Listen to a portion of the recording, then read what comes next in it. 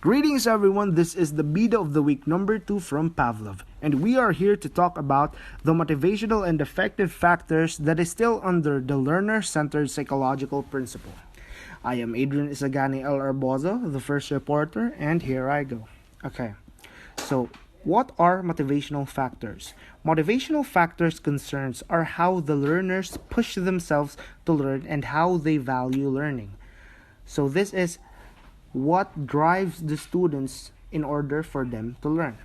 So these are factors such as interest in the subject matter, general desire to achieve, their environment, their patience, and their persistence. So we are going to talk about more factors later in the continuation of our report. So next is the affective factors. So what are affective factors? Affective factors relate to the attitude, feelings, and emotions that learner put into learning a task. So these are factors such as attitudes, anxiety, inhibition, self-esteem, self-efficacy, and many more that are involved in the process of learning. So we're gonna talk about more of these factors in the continuation of our report. So, next reporter. Good day, everyone. My topic is all about the first motivational and affective factors is first, what and how much are learned are influenced by the learner's motivation. Ano ba at gaano ba kahalaga maimpluwensyahan ang natutunan ng isang learner? So first is, motivation to learn is influenced by the individual's emotional states, beliefs, interests, and goals, and habits of thinking. The motivation plays a very important role in learning. So, in short, we as a learner, the motivation comes from ourselves, not from anybody or anyone who pushed you to learn. For example, we as a college student, we have our goal. We have our individual belief. We learn that it comes from ourselves. If we have a goal, so our hearts and our mind pushed ourselves to motivate it to achieve our goal. Nasa sarili lang natin yun para ma-reach natin yung degree na gusto natin. So, kailangan i-motivate yung mismong sarili natin. Next is, the level of one's motivation would also determine the extent of his or her ability to accomplish the desired task. So, dito, nasa sarili natin yun kung gaano ba tayo o how seriously we are in our task na binibigay ni teacher. The way teachers motivate their learners is then crucial to make them actively engage in the learning process. It is very important that the teachers give strategy of how they teach para yung learners is mas ma-encourage at ma-motivate ang kanilang sarili to do their task. In lesson planning, the motivation part of the lesson sets the positive mindset of the learners. So as a teacher, it is very important to have a lesson plan so that the learners have an engagement to themselves to learn from you because you plan it. No matter how new, challenging, and technical topic is, if the level of their motivation is high, they would always find the interest to participate and get themselves engaged. It is not based on how new, how hard or challenging and technical a topic, but if the learners have a higher level of motivation of themselves, if they have a level of that, it is surely that they participate to you. Meanwhile, if there were no efforts to motivate learners, then there would also be no engagement to learning, right? So, teachers and parents' encouragement, praises, and rewards can boost the learner's confidence. If both of the parents and the teachers have a cooperation to motivate their children or their learners, Well, they build their strong confidence to themselves. They can do establish positive emotional states and good habits of thinking in individuals. Learners will always feel that mistakes and errors are a normal part of learning. In this place, teachers should also use learning strategies that would predicate learners' anxiety, panic, and even insecurities. So, normal lang man yung magkamali. It is part of our growing and of our learning. So, that's all. Hi everyone. Before I introduce my topic today, I would like to greet you a pleasant morning. I am RGB Arnaez from BSED Filipino 2 and I'm assigned in this topic, the learner creativity, higher order thinking, and natural curiosity. First, the learner creativity. The learner creativity is the most difficult thinking skills to acquire and also the most sought after. We value it in our music, entertainment, technology, and other aspects of our existence. We appreciate and yearn for it because it enriches our understanding and make life easier. Creativity in the classroom.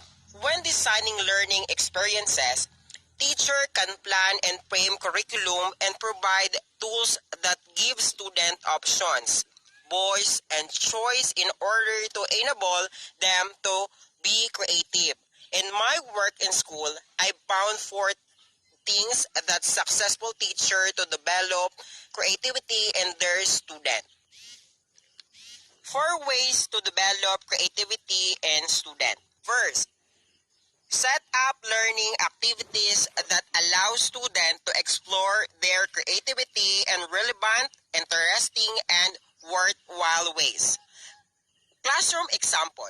Fourth grade students are presented with a sample of rocks. They are to devise tests to determine what kind of rocks they have based on the definition they studied. Students find their own ways to determine differences in hardness, color, and shape. Second, the value creativity and celebrate and rewards it. Classroom example. Third grade students are learning about polygons and to see if they know the concept. The teacher takes them outside and give each student a sidewalk chalk. Each student is given the task of drawing several examples of polygons and on the driveway. Once the student have accomplished this, the teacher tells the student to transform those shapes into something they love. The student want to show everyone their geometric base, kittens, robots, and dragons, and they have opportunity to explain to the whole class why they like them. Number 3, teach student the other skills they need to be creative. Classroom example. Second grade class learning about the concept of freezing. The teacher asks one question to get them started. Does only water freeze? The student then design an experiment to determine what other things freeze. The limit is that they can only use what they have in the classroom at the time. Number 4, remove constraint for creativity and give the student space and framework in which they can be creative. Classroom example. A 6th grade class produces Halloween costume plays. In order to wear costume to school, the student have to write a play that incorporates each of their characters into a plot and then present the play. For instance, they have to come up with how a giant soda and the superhero Wonder Woman will interact. The student love the challenge. We learn by doing. Imagination and creativity are the traits that fuel the future. Both serve to inspire students and should be integrated into every part of learning. In planning and designing learning for students, this we know. Teaching student how to think is more important than teaching student what to think. Next is higher order thinking. Higher order thinking, known as a higher order thinking skills, is a concept of education reform based on learning taxonomies.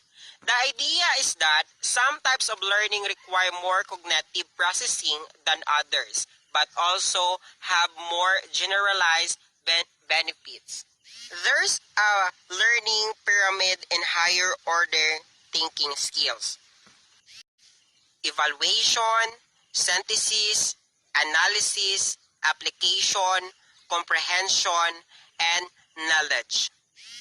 In Bloom's taxonomy, for example, skills involving analysis, evaluation, and synthesis, creation of new knowledge, are thought to be of a higher order than the learning of facts and concepts, which requires different learning and teaching method.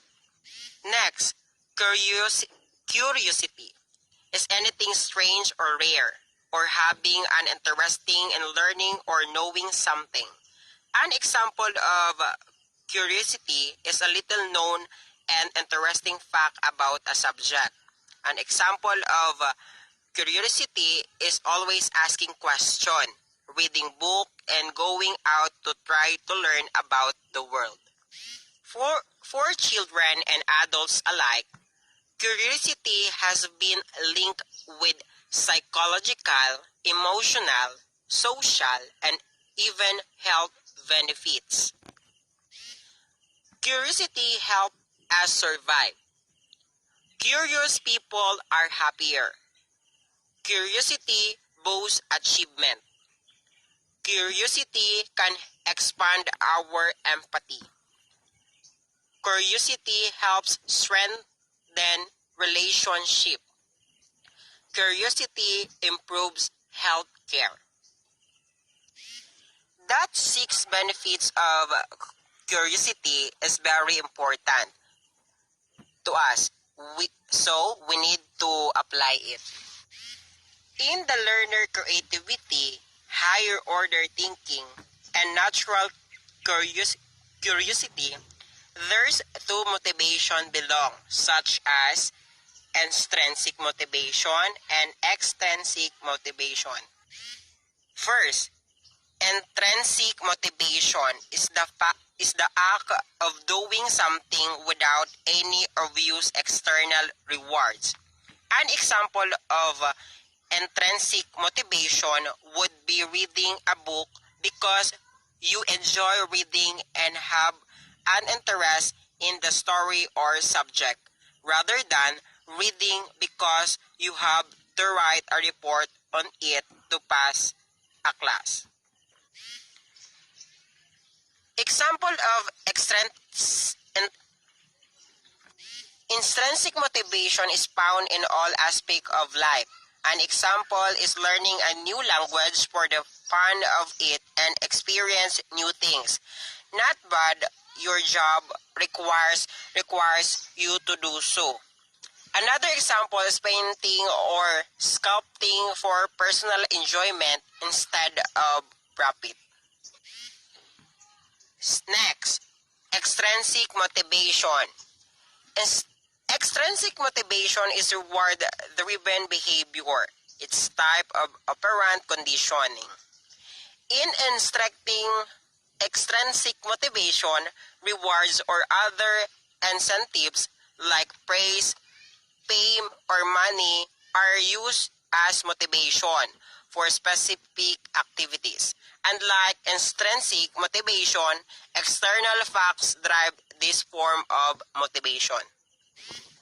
This is the example of extrinsic motivation in the classroom. Can include things like small prizes, tokens, extra credit, sticker, grades, and etc. As we have noticed in drive, extrinsic motivation can backfire. This is because people feel they are entitled to something. They will also feel like they are getting paid to do a job. That's all for my topic. I hope you understand, and thank you for listening. Good morning, everyone. Our topic for today is all about the acquisition of sophisticated knowledge and skills requires extensive learner's efforts and guided practice. Number one, the learner motivation to learn is also partnered by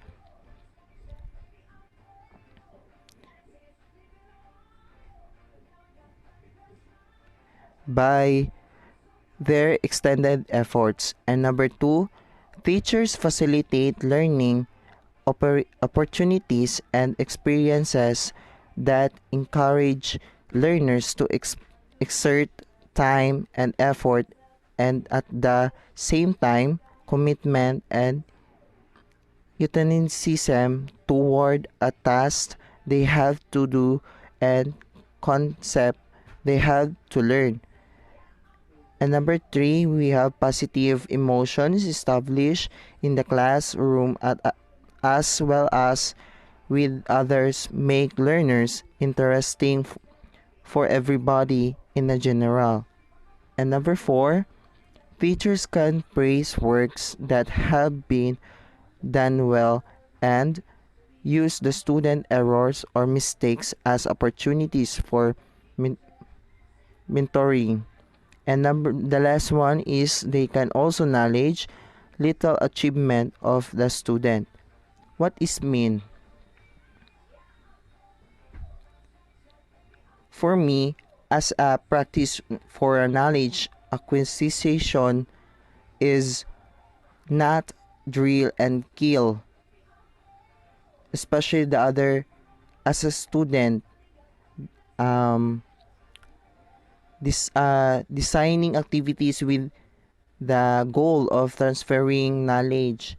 It doesn't matter that the subject to teach difference is a student performance are affected by how much they engage in deliberate practice. Researchers who have investigated expert and novice performance have uncovered important distinctions between deliberate practice and other activities such as play or repetition. And also, deliberate practice is not the same as rote repetition. Rote repetition, it means simply repeating a task will not by itself improve performance, and we need to deliberate practice involves attentions, rehearsal, and repetition as leads to new knowledge or skills that can later be developed into more complex knowledge and skills. And although other factors such as intelligence and motivation aspect for performance, either practice is not necessary, is not specify for our acquiring, so that as a define of practice as a learner, as a student rather, deliberate practice is occurs when an individual intentionally repeats as activity in other to improve performance.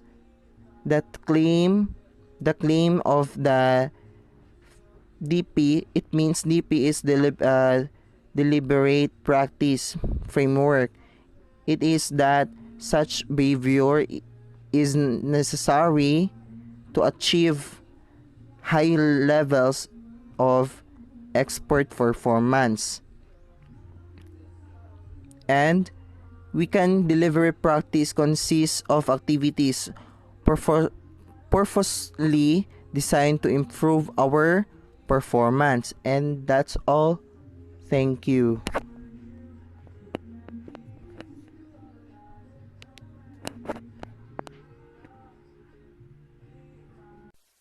So that is the end of our report on motivational and affective factors. We hope that we have imparted our knowledge about this topic to all of you, and thank you for listening. And these are the people behind the presentation.